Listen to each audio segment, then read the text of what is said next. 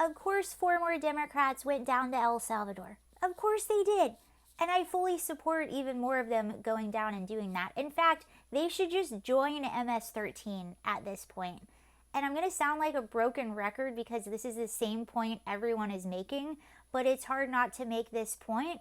Of course, they care more about who is leaving our country unvetted than who is coming in our country unvetted. For the past 4 years, we've been talking about just the absurdity of the Biden administration and who and how they're letting people into our country.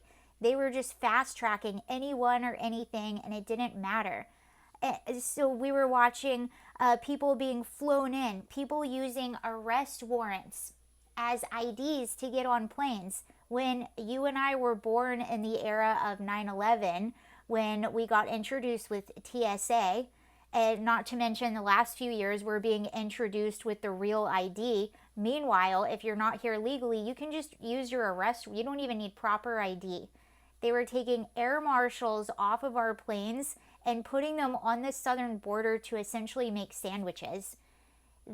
Our border patrol, who are supposed to be protecting our border, were so overrun with people at the border. They were doing administrative tasks. Meanwhile, whoever and whatever with whatever were coming across our border en masse. And again, this is typical. Good for them, though. Good for the Democrats, because these optics, you cannot beat these optics, and I'm thoroughly enjoying this. 27% approval rating. It's just gonna go downhill from there. This is why Trump got elected. One of his main issues that people were voting for, if you actually look at numbers across the West, not just even in the United States, most people, Democrat and Republican, they support mass deportations. They support people that are not here legally being sent back home. And to add to the irony of everything that's happening, the first senator that went down was from Maryland. Well, people brought up Rachel Morin a lot. She literally just had her murder trial just the other week, where her murderer was convicted of everything.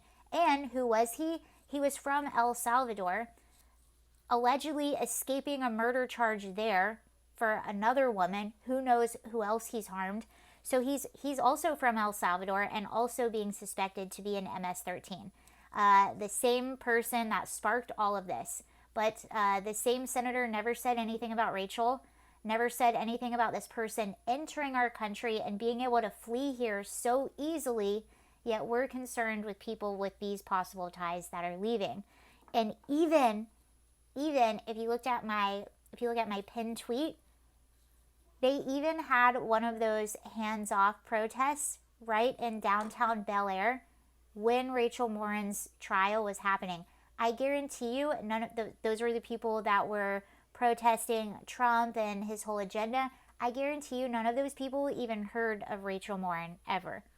They probably don't know her name. They have no idea. They're protesting literally on the lawn of the courthouse where she was having her trial against the illegal immigrant that came here from El Salvador, who had ties to MS-13, who was fleeing a murder in El Salvador, came here because, why did he come here? Oh, because you have Democratic senators and officials that will protect you. Not only are we a sanctuary for refugees, we're a sanctuary for the world's criminals, because he knows that he can come here. And then he'll have, maybe he'll have Democratic senators that make a sob story out of him and that travel down to try to keep him here. So people take advantage of this. And that person that was fleeing a crime in El Salvador came here, not only assaulted a 9-year-old in California, but murdered Rachel Morin, a mother of 5 in Maryland. And this same senator that... So anyway, long story short, I'm rambling. Keep it up. Keep going. Keep visiting. Keep doing the photo ops. And we'll just keep watching that approval rating go down.